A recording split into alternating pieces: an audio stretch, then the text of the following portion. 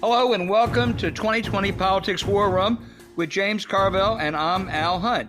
We are proud partners with the Sign Institute at American University here in the nation's capital. I'm at home. James is in the Shenandoah. We have some terrific guests, but first we appreciate all those who have made the effort to click that subscribe button on your phone or computer. We see a bunch of new people finding us on Apple Podcasts, Spotify, Stitcher, or wherever you listen to your podcast. So let's keep up, as George H.W. Bush used to say, the Big Mo.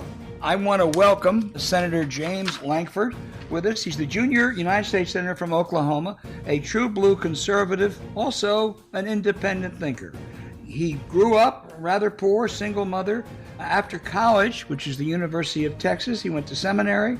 He was a leader of Christian youth organizations before he was elected to Congress 10 years ago. Senator, if I were still on the Kennedy Library Profile and Courage Committee, I would nominate you to come on a program with two old hacks like Carville and me, but we really do appreciate it. Thank you very much. I appreciate that. Hopefully it's not a profile in courage to be able to come hang out with the two of you. It'll be fun, I assure you. This is not the way I planned to start, but this story about the Russians paying the Afghans bounties to kill American soldiers. It's coming from the best sources, the best reporters I know in the New York Times. It's been confirmed by some of the Afghans. It's a dreadful story. What should be done about it? Who should be held accountable? Well, it's something we faced militarily multiple times. The Iranians and General Soleimani for years was paying bounties to Iraqis, was providing support to be able to kill American troops in Iraq. Obviously, President Trump delivered him a gift after several years of him attacking American soldiers and paying bounties on American soldiers in Iraq by eliminating Soleimani a few months ago. The Russians have done undercutting for a while, paying the salary of Taliban folks, trying to be able to support Taliban just to be able to undercut what's happening. Now there's this whole statement about that they've gone beyond just paying the salaries of Taliban folks, now actually paying them a bounty if they actually do an assault. Now, as you have read multiple places, the intelligence community has not been 100% on this, whether that money was actually being funneled by arms dealers in Russia, whether that money was just being funneled to the Taliban just to be able to undercut, or they were paying some specific bounty to be able to kill Americans. The result is the same.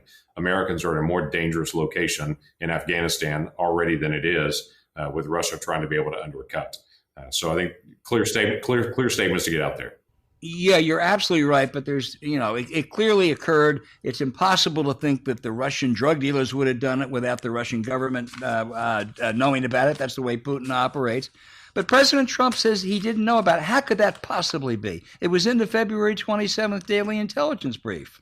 Well, so I would say that when you go through the intelligence briefings on that, and I've been through quite a few of those, there'll be 100, 200 pages on topics all over the world. There'll be multiple different issues, and then there'll also be a level of understanding. This is a low probability. We have a medium probability. We have a high probability. This is accurate. Intelligence is not always, hey, we have a direct line and we've tapped into their phone and we heard them say this. Sometimes it is a guess. They're tracking the movement of dollars, saying dollars are moving here, arms are moving here. We think this is what's occurring. But so some of that's not as clean as it looks. And I would tell you, going through the intelligence documents on that I have, it's not as easy as to be able to say there's one page one day of the 100 pages that could have been read that day. And didn't you notice that one line, that one sentence that said low probability, but we think this might have been there? It's not always that clean. So you don't think that President Trump might have known about, whether it's high grade or medium grade, an intelligence report that said the Russians were paying to have American soldiers killed? No, I think he could have known. Again, I don't know what's in the president's daily briefing every day to be able to go through it. I think he could have known. But the question is, what is it that they knew and they were suspecting as they go through January, February, March, April, May through this year? When they're tracking the movement of money, when they're tracking the movement, is this the same as it has been? Is this something different? Is there a suspicion it is this or that? The end of the day, what everybody's leaving out on this, all of those intelligence reports related to that, we're all getting to the leadership and the officers in Afghanistan to say, hey, there is this thread that says this. So be aware as you're going out on your combat missions already, you're already taking special care, but be aware, we think the Russians might also be doing this. So pay extra special attention. That was getting to all the folks on the ground. So there's all this debate about whether President Trump had it, whether he saw it. I think some of that is a political back and forth to say President Trump doesn't care about your kids that are in the military, so you should be afraid of him as a commander in chief. But the chain of command, what was actually happening with those documents, were getting to the right people, were getting to the right places. They were taking the measures that were needed one way or the other. Well, I'm going to turn over to James, but yeah, that's right. That's important. It goes to the commanders, but this was also about Putin. And if the president knew about this, shouldn't he have said not invite Putin to join the G7, not make friendly gestures to Vladimir Putin, but say, hey, you thug, we are going to retaliate against you for this. I mean, as you pointed out, we wiped out Solomon because he did it. Now, I'm not suggesting that we ought to be wiping out Putin, but we surely shouldn't be friendly to him, should we? No, we shouldn't. Putin's not our ally, and hasn't been for 20 years. As much as every American president's tried to be able to reach out and establish some kind of relationship with Putin, he is still his former KGB self and is a dictator for life, and is changing the Constitution to be able to make sure he continues to be able to control everything in Russia for the rest of his life. There are significant sanctions that have been placed on him in 2017, 2017, 2018, sanctions that have been added onto Putin and all the folks around him, backing away from the open skies. That was a really significant event that I think a lot of people didn't notice. There was an ongoing treaty that's happened with Russia for a long time. That just a couple of months ago, President Trump said we're leaving the Open Skies Treaty because it allowed Russians to be able to come to the United States, freely move to the United States, fly over the United States, gather intelligence here. It also allowed Americans to do that in Russia, but we don't need that. We don't need what the Russians need access to be able to gather data. Their satellites aren't as adept as ours. And so when President Trump said Russia's a problem and we're backing away from the Open Skies Treaty, that was a really significant moment to push back on the spying efforts of Russia. And that was just 2 months ago. So there have been actions to take to be able to push back on Putin. Yeah, there have been. I wish he sounded more like you and Putin, because he has been awful buddy-buddy with Vladimir Putin. But let me turn it over to James Carville. Hey, Senator, it's a real pleasure to have you on here. And I got a lot of Democratic friends, and not very many of them in Oklahoma. There's a hearty bunch of Turpentine and Cliff Hudson and Stuart Price, George Kaiser. Those are all great folks, actually. Those are great Oklahomans that you named there. Yeah, they are. They're all good Democrats. And I really love going there. I love going to Tulsa. I think it's one of the most underappreciated cities in the United States. I really do. I mean, the cultural scene there is really good. It is amazing. And the most beautiful park in America is there. It's called the Gathering Place right in the middle of Tulsa. And a lot of folks are shocked when they get to that community park that's there. But it is a beautiful city. A great baseball stadium, too. A really good baseball stadium. So yeah, I'm going to ask myself a question, and I'm going to ask you the same question about your party. James, what happens if the Democrats lose in November? I'll tell you what's going to happen. We'll disintegrate. We'll become factions. The Democratic Party will disintegrate. So let's assume the Republican Party loses in November. It strikes me, and the reason that I wanted to have you is I don't think there's much difference ideologically between you and most of the people in your caucus. But I do sense there's a tonal difference. And do you think this whole tonal message that seems to come out of the Republican Party today, don't you think that's not very advantageous, that we could learn to talk nicer to each other? Could learn to talk nicer to each other. But what's interesting is if you were to read through my Twitter feed or through my Facebook page and the comments that are there by some of the folks on the left and some of the things that they write and say about me, it is remarkably sad to be able to see how bitter and vitriolic it can really be. So the tone across the country, and what you hear me say a lot in Oklahoma, is we really need a lot more water on the fire than we need gasoline right now. But it seems like both sides are trying to find ways to be able to dump gasoline. My staff and I are trying to find ways to say, how can we put water on this fire, to say, let's get back to talking to each other and less theater. Just so you know, the left hates me. The extreme left hates me is more than you. All right, and I get the same thing. But they're not in power. They're not in public office. Right. They're just people out there screaming. Right. Well, I had the same thing. When Tim Scott and I came and brought the police reform bill, the Justice Act, last week, which was an honest work that we spent several weeks trying to be able to pull together, gathering lots of ideas to be able to say, how can we really make real progress in police reform? That was greeted by one of my Senate colleagues on the left coming to the floor and saying it was just whistling out to our bigoted base, was his whole impression of it. And I thought, okay, this is exceptionally sad that you're trying to be able to brush aside and say every one of those Republicans are racist. So well, why would they possibly want to do anything on police reform? That kind of rhetoric just doesn't help us. I don't think they're racist. Were you surprised by the vote last night in Oklahoma?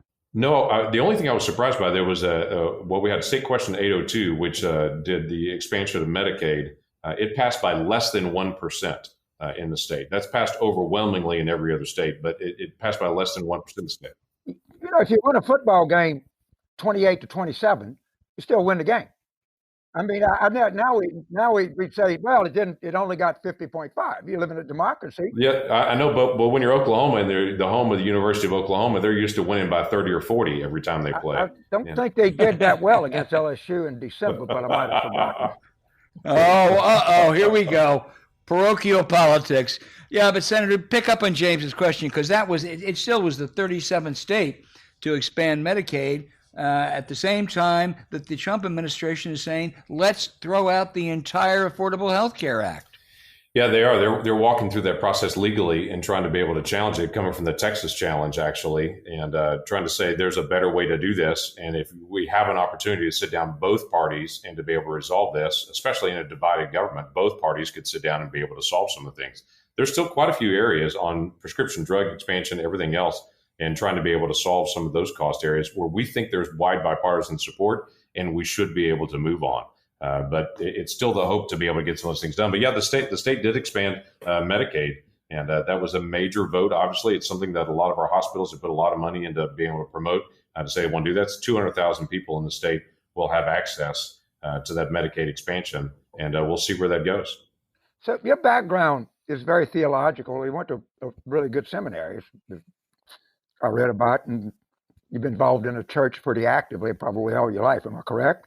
Yes, sir. I have actually, and still am. And religious liberty is something that is an issue that you've been very active on. Yes, sir.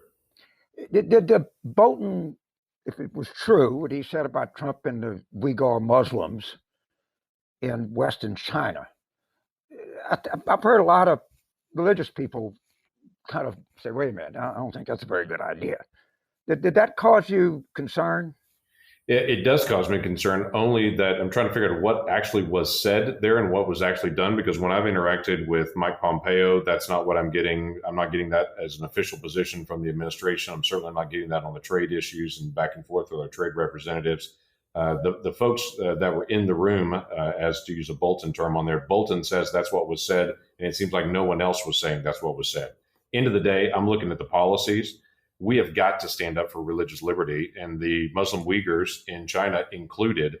They cannot be isolated. The actions that were taken today, even to be able to identify what products are coming into the United States from China that are used by forced labor, many of those areas that are used by forced labor are being used by labor camps by the Uyghurs. And so some of the actions that the administration took today to be able to confiscate those products and to say to the Chinese, we're no longer going to accept your products that are done with child forced labor, done by the Uyghurs, then that's a good step. So the actions are good on that.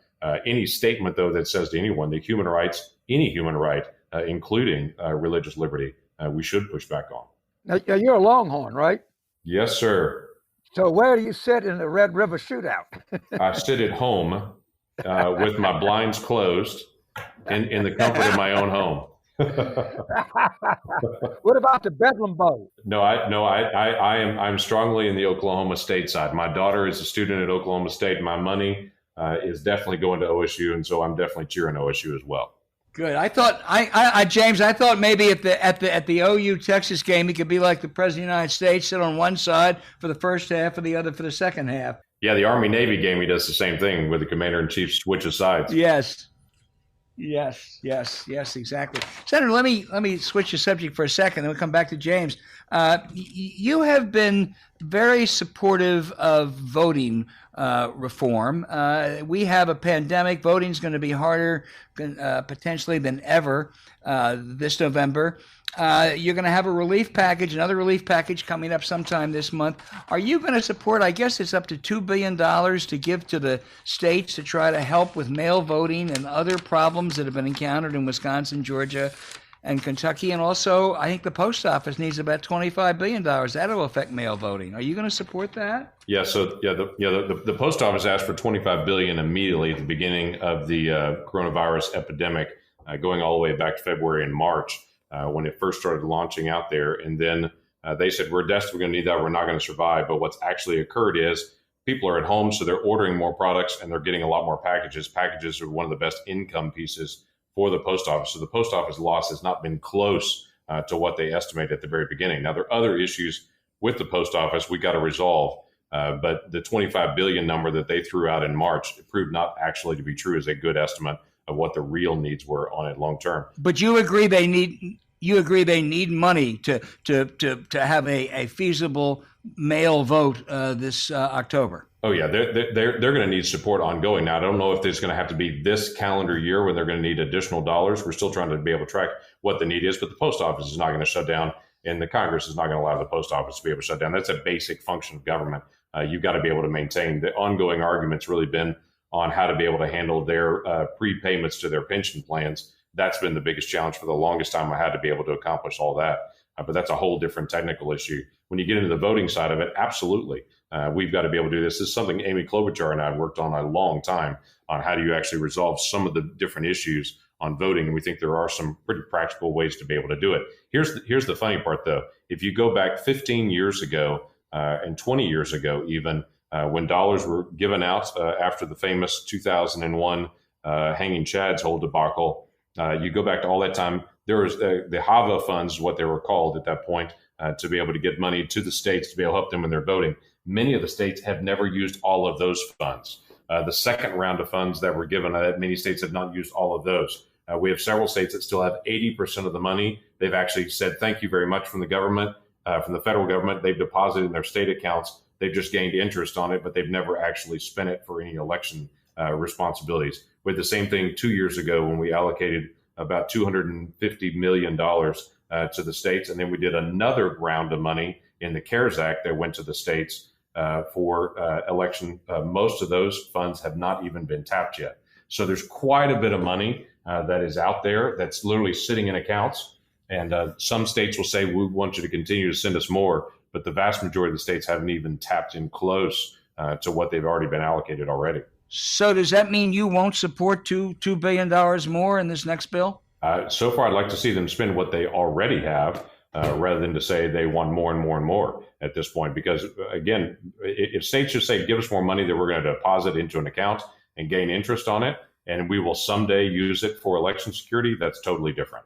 Now, if they're going to actually use it and it's going to be functional for that, that's a different issue and if they need it. But remember, elections are a uniquely state responsibility. Every state has the responsibility to be able to maintain their own elections and to be able to manage their elections. The federal government steps in and says, we want to make sure they're fair and we want to make sure they're regarding voting rights and such. But the state has the responsibility to be able to do elections, just like they have the responsibility to mow the grass at the governor's mansion. There's a word that describes the states right now: broke. I mean, it's just the revenue coming in and expending. Louisiana, Oklahoma, I mean, we're having to pay in the virus and we'll be lacking in revenue coming in. And I mean, this is where, in my opinion, this is where we need a federal government to give these states the support they need. You had an election in Oklahoma last night. From what I read about it, turnout was actually pretty high. There was no voting irregularities that were reported. I watched the election returns come in, and you had an election. It was a close election. One side won, the other one lost, but it seemed to have been fairly conducted, as best I can tell. So here's the challenge that I have with it, James, is that I absolutely agree. We've had election in Oklahoma, and we've gone through that process. We spent the money to be able to do it. And what I'm frustrated with is you'll have, let's say, 46 states that will run their election, and then you'll have 3-4 or so states that will come back and say, we can't run our election. We desperately need federal help. New Jersey is notorious for saying, we don't have any money, when right next to them, New York's figuring it out. and they're doing it. New Jersey can't seem to be able to solve it. Some of those things are state issues to say they've got to be able to resolve it. And I always get frustrated when 30 or 40 states can figure out how to do it, and 10 of them come back and say, no, there's no way we can possibly do it unless the 30 or 40 states that have figured it out pay us to do ours. So there is a good balance there. It seems like the state of Georgia has a particularly difficult time conducting a fair election. And my point is, somebody's going to say, if we can drink Pepsi and fly American Airlines. I mean, the business community in Georgia has got to walk into that Secretary of State and say, look, the right to vote is fundamental to everything. And this idea of putting 2 voting machines for every 5,000 people in voting in DeKalb and 50 voting machines for every 500 people in Northwest Georgia, I think violates the 14th and 15th Amendment. I mean, you got to have a fair election. They've got to have fair election. They've got to have access to it. Again, and everybody talks about this during COVID time period. You go back to April at the height of the COVID outbreak in South Korea. They had an election in South Korea, an in-person election in South Korea, and had the highest turnout that they've had in 20 some odd years. So it can be done. Our state did it. People wearing masks, people putting up plexiglass, doing special protection for all those older volunteers that help us in our polling places. There are ways to do it. You just got to pay attention to it and have good leadership to think ahead. Am I correct that you do support wearing a mask? I think I saw you say that. I do. In fact, I was at the Trump rally in Tulsa when he was there. I was there, and I was wearing a mask there as well. Just to wrap up the voting thing, do you agree that mail fraud voting is really infinitesimal, rare, not a big problem? So I'm gonna struggle with one issue on the absentee on the mail fraud, and that is I do get frustrated with the potential of what's happening in California with ballot harvesting. If you have the potential that someone can come by your door and say, you want to vote absentee, we'll sign you up right now. Then they'll come back a week later and say, have you got your ballot? We'll help you fill it out right now, and we'll go turn it in. There's a lot of opportunities for fraud there. And you can say, well, gosh, we don't have any proof of it. There's just a lot of opportunities for fraud in situations like that. And a lot of people got furious about a primary election in North Carolina when ballot harvesting happened, because ballot harvesting is not legal in North Carolina, and a consultant was doing it there, but it's legal in California to do it right now. So the absentee ballot, unless you've got some way to verify, that's my vote and I turned it in and that's me, which is what we do in Oklahoma. You've got to turn in, it's got to be notarized, or right now you've got to turn it in with like a copy of your driver's license or a copy of some bill, something that has your name on it to be able to verify this is really me turning this in. You've got plenty of opportunity for fraud, and it's hard to be able to track and prove it. Of course, they caught that person in North Carolina, and most other cases of fraud they've caught. There've been very few. But the situation in North Carolina and that what they were doing in North Carolina is legal in California right now, and that's what I'm concerned about. In that state law, you can do ballot harvesting in California, and everyone said, "Yep, that's just fine." But that is an issue because it does open you up for a lot of opportunities for fraud. Well, they should bring the California Secretary of State and hold him to have a hearing and ask her or him, whoever it is. But I mean, it's a sovereign state. I mean, correct, and they make their own voting rules just like every other state does. But again, if they're looking for money, you should call them in and say, what do you do? What is the provision in California law? As I understand it, you can ballot harvest. And I think that would be, no one would complain about that. And let that person, whoever she or he might be, explain why elections in California are basically fair. That's fine. Right. I don't have any, but let's don't deprive, to the extent we can, given the unique situations we're in, to the extent we can, everything I've seen from you agree with this principle, is as many people as want to vote should be able to vote and have their vote counted accurately and fairly. 100% absolutely agree. In Oklahoma, we've had for a long time just no excuse absentee. If you want to do mail-in, they'll mail you a ballot. You can send it back. No excuses on that in-person absentee in advance of the election time. We want to have as many people vote as possibly want to vote. And that gives them the opportunity to be able to do it in multiple different hooks in the water to be able to go get it done. Senator, you have been great. Let me ask you one final question. I not only know that you're not a racist, I think your whole public life has been one of inclusiveness. Your colleagues, it's quite clear. It's and there's a number of your colleagues, Tim Scott for sure, but there are lots of other Republicans who certainly are not racist. But when you say we're the party of Lincoln, with Donald Trump and Charlottesville and what he's done after the George Floyd incident and the Kung flu and just one case after another, as long as Donald Trump is your leader, isn't it hard to say that you're the party of Lincoln? It's not hard for me to say that because I come back to the basic principle that Lincoln was all about, and it's opportunity and access for everybody, and everyone to be treated the same. It's a biblical principle for me, going all the way back to Deuteronomy 25 of equal weights and measures. Everybody has to be treated the same, equally rich, poor, no matter what race you are, no matter what background you are. Even if you're from Louisiana, you should be treated fair. And so we didn't treat the students fair, but that's okay. So I mean, that should be just a basic principle, and it's certainly an American right, and it's something I am proud to be in a party that was, the overwhelming votes in the 1960s for civil rights were Republican votes in the House and the Senate with the Democrat president. That was entirely right to be able to push that and to be able to do that. It's entirely right for Lincoln to be able to do what it is. And I think we've got to be able to continue to engage on this basic principle. That's why even the police reform thing became so frustrating to be able to go through the Justice Act, because there are very legitimate reforms there. And for people to just brush it aside and say, those are Republicans, they're all racist, so we're not going to listen to anything they're going to say, ignores both the reality of what that bill really was and how strong that reform really is that's proposed, and it denies the American people an opportunity to be able to go through and solve a problem. My fear is it's going to be used as a political piece during a campaign rather than actually solving a problem when we had a moment to solve an issue that everyone sees as a problem. Well, I agree that is unfair, but don't you also think that it's unfair many of the racist things that Donald Trump has said?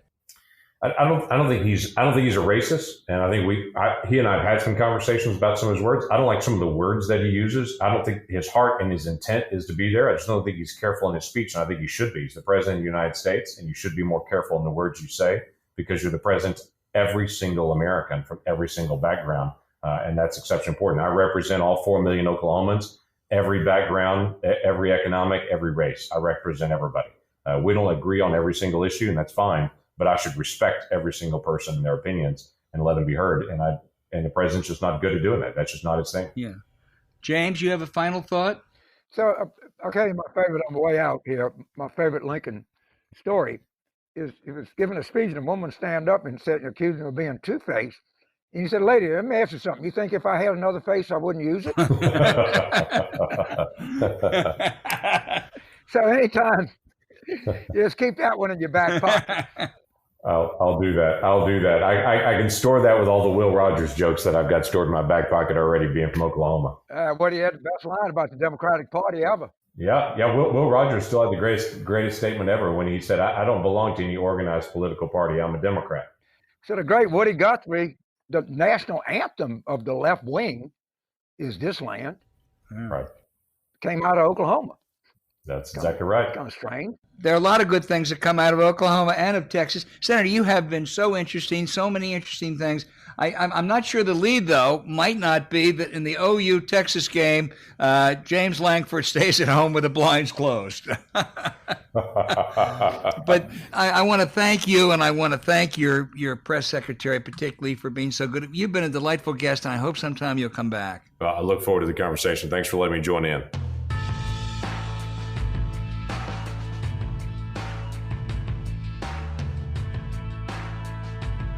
Let's bring Matt Bai into this. Matt is one of the most perceptive political writers in America, now a contributing editor for the Washington Post. He was chief political correspondent for the New York Times Sunday Magazine, a national political correspondent for Yahoo News, a screenwriter, James, and an author of a great book, When Politics Went Tabloid.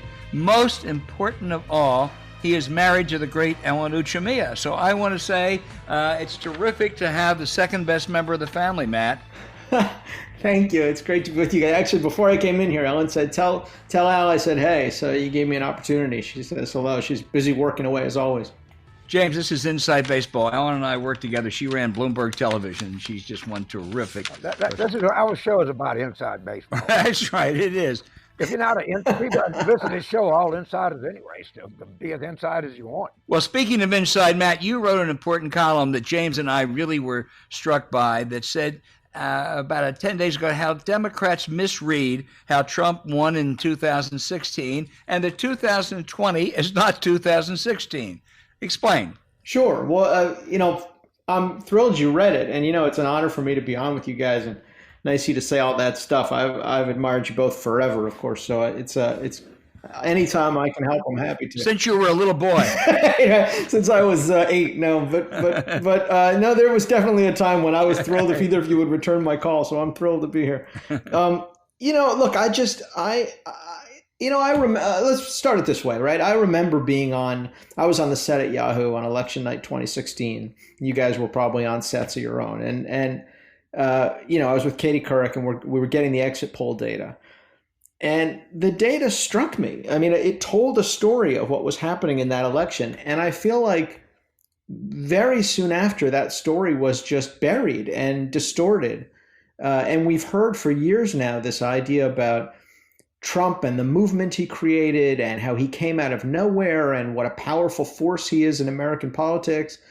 And I just never, that the data from 2016 was clear then, and it's clear now, and nothing has changed it. And what it tells you is Hillary Clinton was an extraordinarily unpopular candidate outside of core Democrats, that a large number of people, even though majorities thought she was qualified to be president and had the temperament to be president, and majorities felt the opposite about Donald Trump, his margin of victory came from a slice of the electorate. I don't know, it's hard to quantify it. It might be 10, 12% of the electorate who were independents and moderate conservatives who decided they'd rather take a flyer on a guy who they didn't like and didn't think would be a good president and didn't think would win the presidency than vote for Hillary Clinton. And at the end of the day, that was his margin of victory in a lot of these states. There was never any groundswell for Trumpism. If you looked in, as I did in the column, I talked about 2 states in particular, Florida and Pennsylvania. Pennsylvania is a great example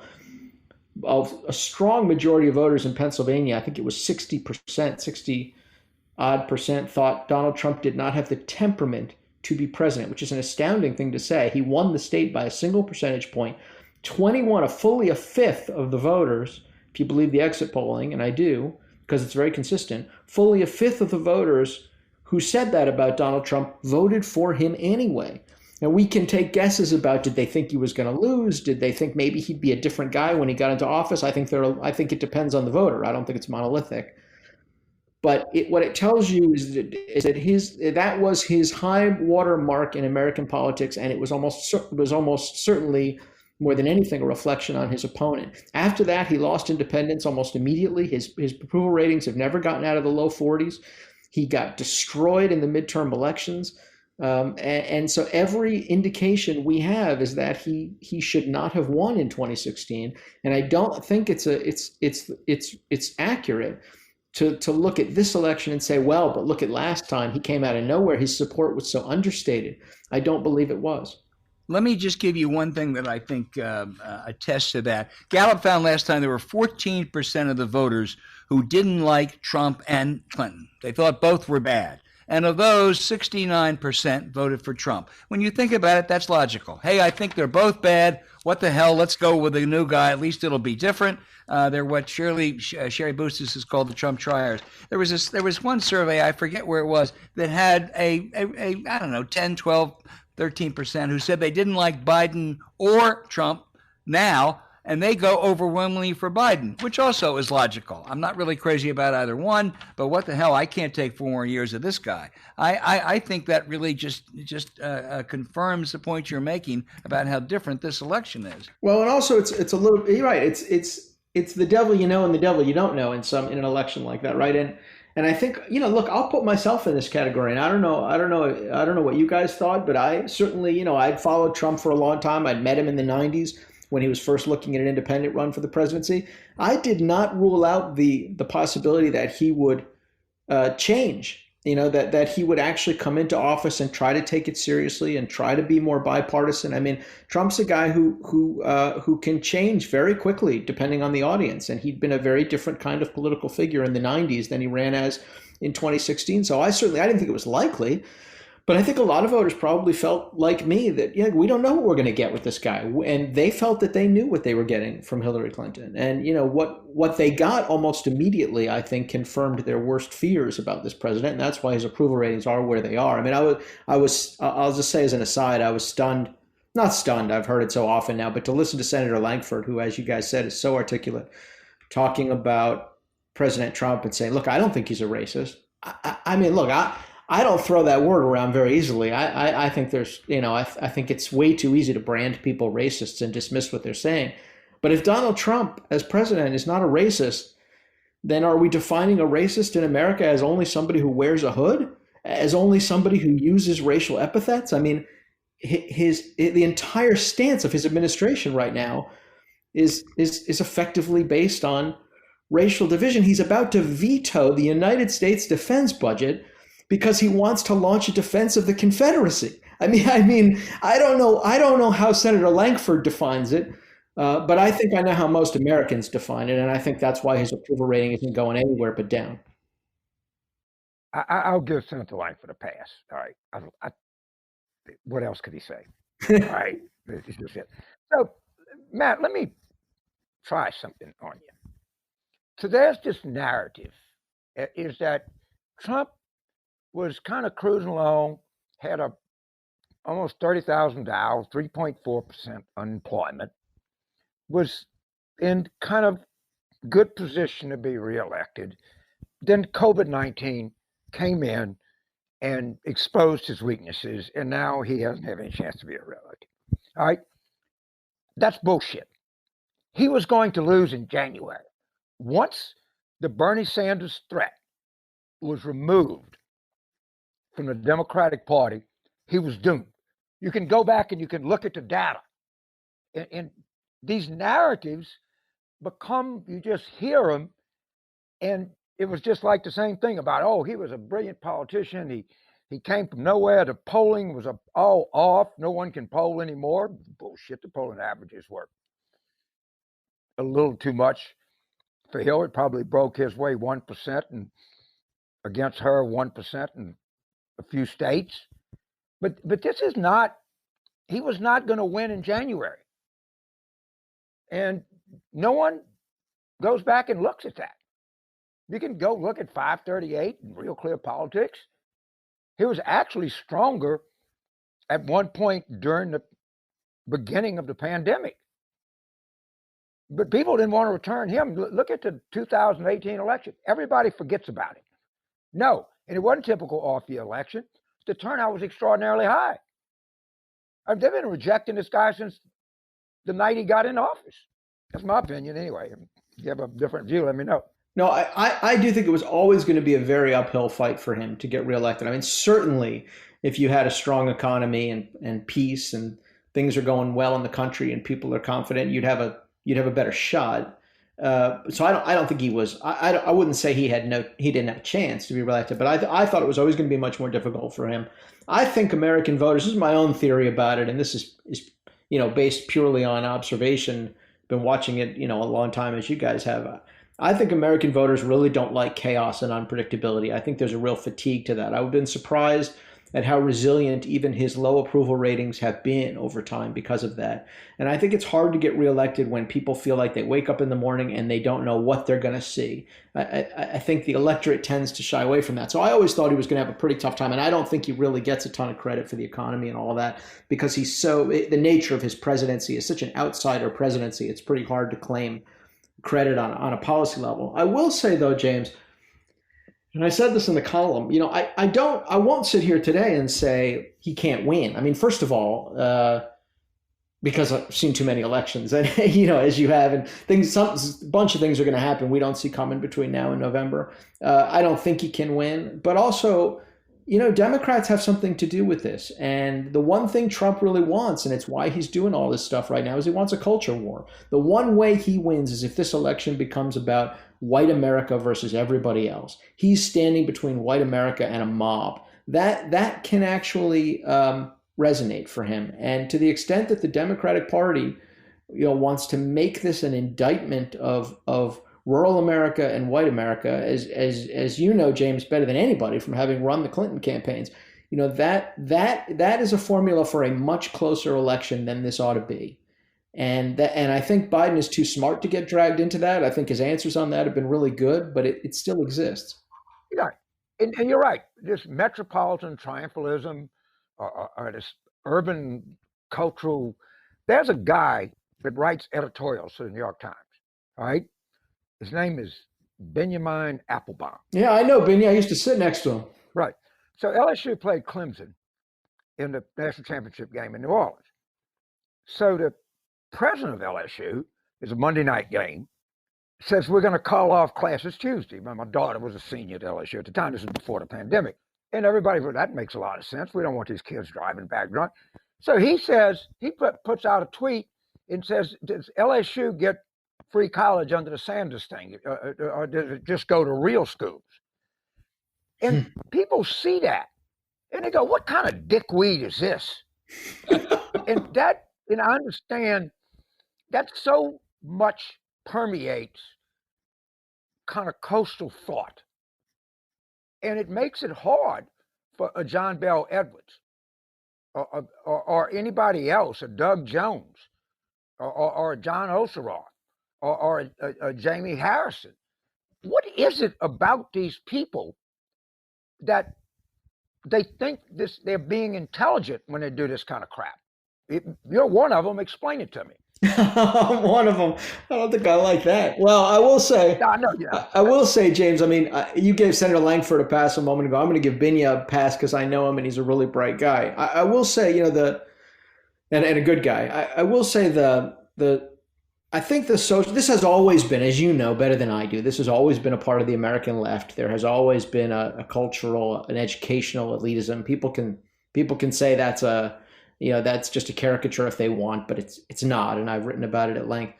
I think, you know, the social media has created a dynamic in particular, and Twitter. I don't think actually tons of people see that tweet because tons of people are not. This is mostly an echo chamber for liberal journalists. But if you spend enough time on Twitter, and I try not to, or other social media, you begin to think that is the universe. You begin to think that you're operating in a much larger universe of thought than you actually are. It's a hall of mirrors.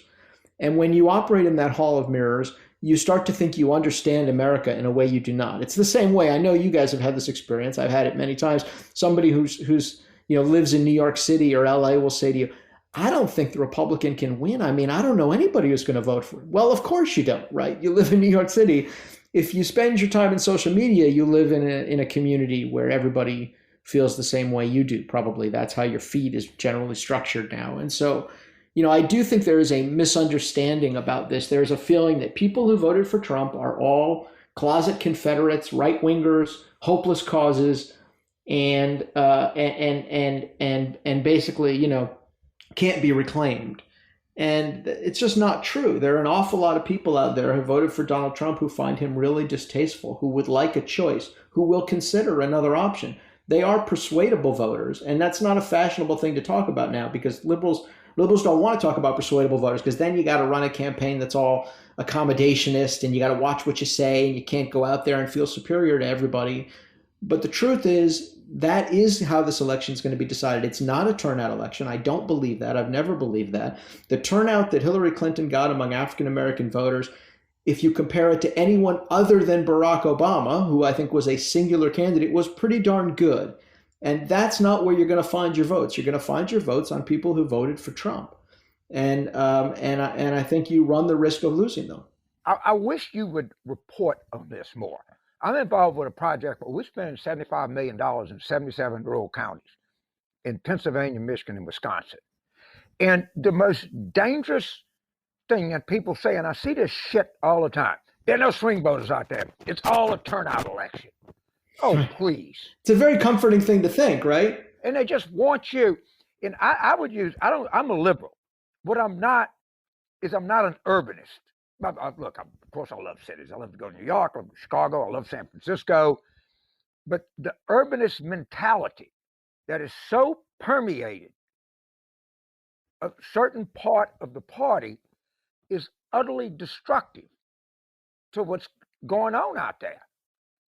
And I don't know, and there's just this smugness, and it really pisses people off. And you don't have to do that. Bill Clinton never did that.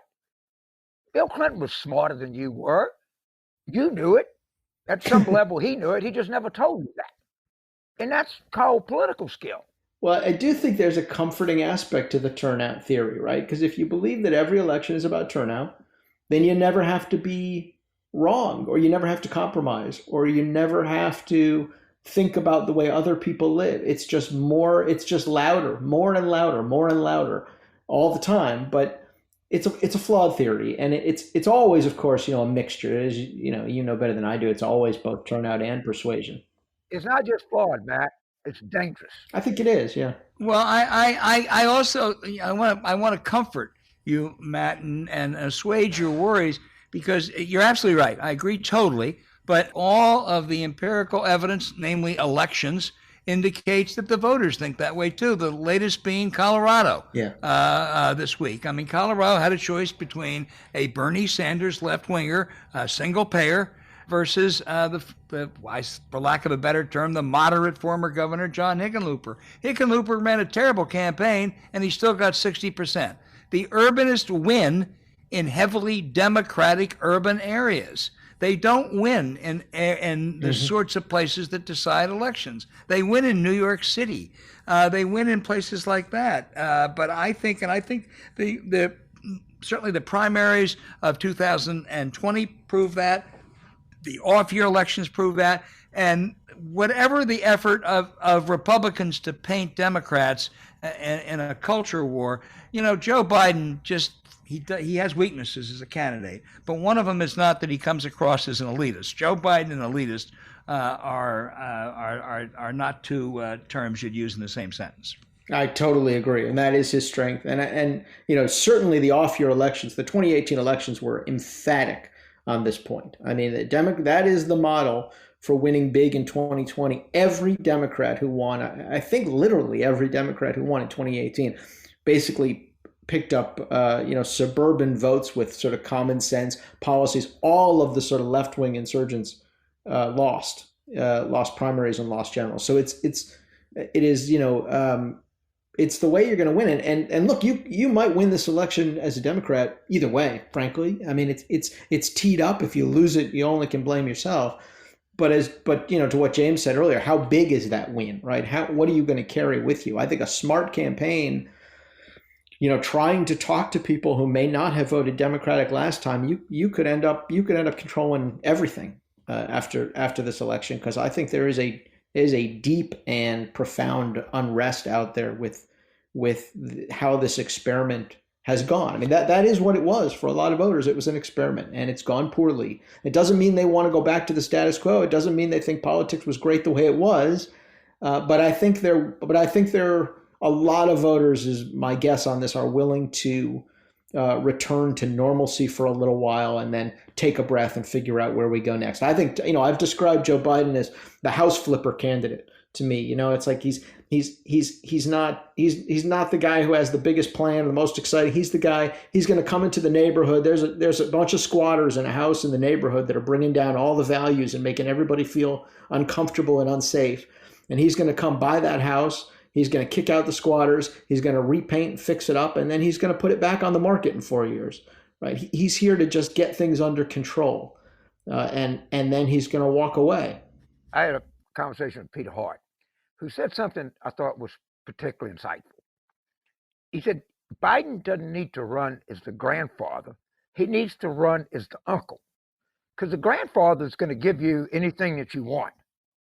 The uncle, your parents are all stern. Your grandparents are all forgiving. Your uncle likes you when you do well and tells you something when you do wrong.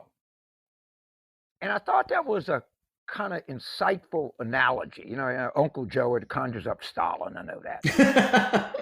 my uncle spoiled me a lot more than my father or my grandfather. But my grandparents would give you anything. But I want to go to something you wrote. By the way, just from my view, I think you have an important role to play as a translator between urbanist thinking in the rest of America. Because I think as much as anybody, you understand both. Thank you. I mean, you live in one and you report in another. I was thinking about this the other day and thinking about writing about it, how interesting it is. how a presidency like Trump's reveals something beyond ideology. It really reveals character. I think most of us who are not conservatives, and I'm not, if you're independent or a Democrat, I think you would have said at the outset of this administration, well, Jeff Sessions is a guy, he's been in the tank with Trump from the beginning, and he's so ideological and he's so strident, and he has this racial history, and it's Alabama, and this is a guy who's going to be terrible for the Justice Department, for an independent Justice Department. And if you'd heard Bill Barr was going to come in after Sessions, you thought, well, there's a guy who worked for George H.W. Bush. There's a guy who's considered moderate and a guy who cares about the law and his whole experiences in the prosecutorial vein. But it turns out, I think, when you look back on it, that this presidency reveals the character. It tests the character of people, because the choices are always bad, because the president is always asking you to do things that are inappropriate. And what we found out was that Jeff Sessions, for all his ardent, reflexive Southern conservatism, cared deeply about the institutions of government. He'd been in the Senate a long time. He believes in the institutions of government, and he was not going to go that far. He was willing to lose his job and lose his political career if necessary to protect some bedrock principle of the Justice Department. Whereas Barr, who seemed just great when he served a better president and a better person, there's no bottom to the depth he's willing to go as an attorney general, because he's basically a monarchist at heart. And it turns out that he pretty much will do anything a president wants him to do. And if that president is a person of character and decency, great. And if they're not, well, then you're out of luck.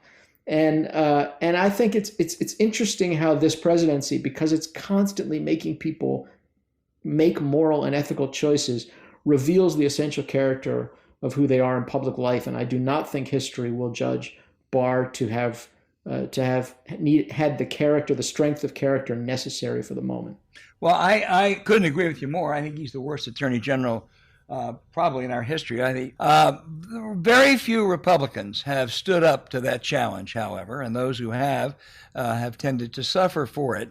You have a few inklings now, Matt. Liz Cheney is breaking with him on a few things. I guess first, do you expect any more in the next 4 months?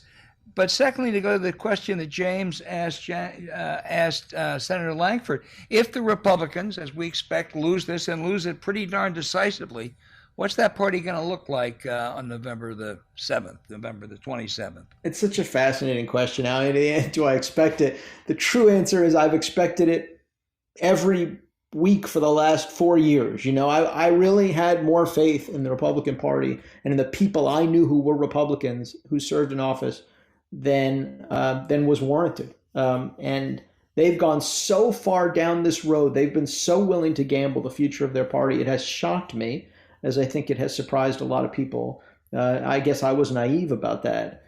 I do think there'll be more, sure. The deeper Trump falls, and particularly if he loses, everybody will suddenly be someone who was always critical of Trump, right? They're all going to want to jump out of the boat. But the fact is they've all crammed in there for years. They're going to pay a price with the public. They're going to pay a price with their own conscience, and they're going to pay a price with history, because this is beyond ideology. This is a beyond vision for the country. We have had a man in office who I have written and I believe is the first truly bad person in the presidency in my lifetime and maybe ever, who has put his own interests again and again and again above country, let alone party. He couldn't care less about the party. He's totally hijacked it. And they have stood by and gambled on the idea, and I do believe this is what they think. They've gambled on the idea that it can only last for so long and we'll all outlast him. It's crazy and it's nuts, but just nod and go along with it. He's getting done what needs to get done. We're putting judges on the court. We're getting our tax cuts, and this will end, and we'll still be sitting here, and things will get back to normal. It was a miscalculation, and I think it's going to be one of the really interesting stories of the next couple of years if Trump loses, which is, to what extent is the Republican Party damaged beyond repair, and how long does it take to rebuild that brand into something beyond this sort of reactionary, anti-immigrant, divisive force in American life? Listen to that, Rob Portman and Lamar Alexander. Listen to Matt Bai. Yeah. James, got time for one more question. Okay. I just want to be real clear here. I believe this. There's a better chance that he does not run than he's reelected. And I think the chance is that he does not run I don't know what they are. But whatever they are today, they're 5 times as much as they were at the beginning of June. Maybe it was 1/10 of 1% at the beginning of June. Maybe it's a half of 1% now. But it is going up every day because he cannot take it. Is a you want to report on something? There's a state senate district in Kentucky that voted. It's a suburban Louisville. It's Oldham County. It's kind of up the Ohio River. Part of Jefferson's in it. Trump carried that by 12 in 2016. The Democrat carried it in the election by 16. What you're starting to see is these border state and southern suburbs, think Atlanta, Nashville, Oklahoma City, all right, are starting to behave like where Al grew up, the Philadelphia suburbs, the New Jersey suburbs, the Orange County suburbs. I think that, and I know it's a special and you could have had turnout, but a 28-point turnaround in a district is something to take notice of. I really believe that. And, the northern Kentucky suburbs go. And in Ohio, Columbus suburbs, when they're blowing a gasket right now. Right. They're not just turning on him. I mean, they're just like, they're crazed, but for good reason. Matt Bai, you have a final word? Yeah, I don't know, James. I mean, it's interesting. Again, I've been wrong. I didn't think he'd run I didn't think he'd run to begin with. First of all, because I'd been through this dance in the '90s.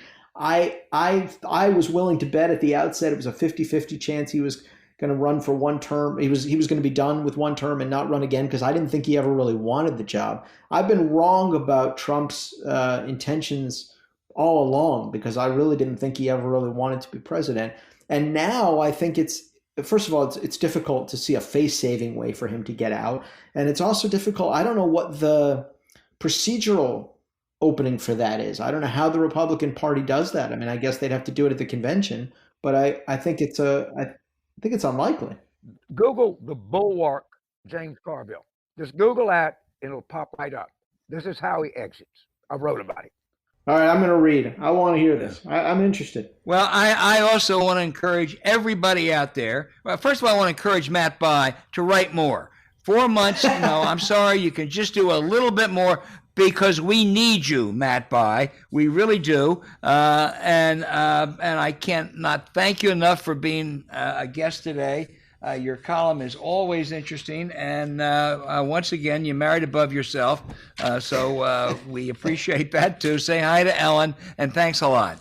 I will. I appreciate you guys. It's an honor for me. Thank you. Hey, Matt. Yeah. Tell Mr. Applebaum if he comes on the show, I donate $500 to his favorite art museum. I'll tell him that. That's a good one. All right. Bye. Take care, Matt. I'll see you guys. Thanks. James, we did good today. As they say, this was a really interesting show. We also have a pretty interesting show coming up next week. More than pretty. Tell us about it. So one of the things is in 2016, the white working class became the big story. For whatever reason, they've sort of receded from the opinion. The greatest authority on the white working class is Stan Greenberg. And I'm sorry, he's a scholar. He's worked in the campaign poster. He did the original research on Macomb County in Michigan. He's followed this forever. There's a terrific new book out that got a bifold review in the New York Times today from Clyde Haberman, a guy named David Paul Kuhn, who's like I wouldn't call him one of my students, but I've had him at my class. And David has the story of the working class backlash in New York City in 1969 and how it started to deteriorate the end of the relationship between the Democratic Party and working class Americans. And we're going to have a full hour with these two guys and you and I. And what we want to do is, as opposed to like interviewing, just have a conversation about how did we get here? And I think that there are a lot of myths about white working class, and we'll get the definition of it. But anybody that is interested in politics, I will guarantee you this is a show that I'm very excited about. please, you know, I don't know what you do, listen in or subscribe, or however the hell this thing works, but do whatever it is, and tell anybody you know that's interested in having a conversation about a very strategically placed demographic in the United States. You can like them or dislike them or whatever you think about them, but as for now, they're pretty strategically located, and it's an important part of this coming election. So I am just beside myself about this kind of story. Then you read the great Tom Etzel's column today in the Times, and you juxtapose that with the Clyde Haven review of David Paul's book, and you can see that we're going to have a good show. We are going to have a good show. That is a commitment. But I want to thank everybody now for listening to 2020 Politics War Room. And you can follow the show on Twitter at Politics War Room. You also can email us, politicswarroom@gmail.com. That's politicswarroom@gmail.com. If you have a comment or a question, please let us know. Thank you for subscribing. We had a terrific show this week. It's going to be great next week. We really hope you'll tune in. And please stay home, stay safe, and be well. This is Al Hunt saying goodbye for James Carville and Politics War Room.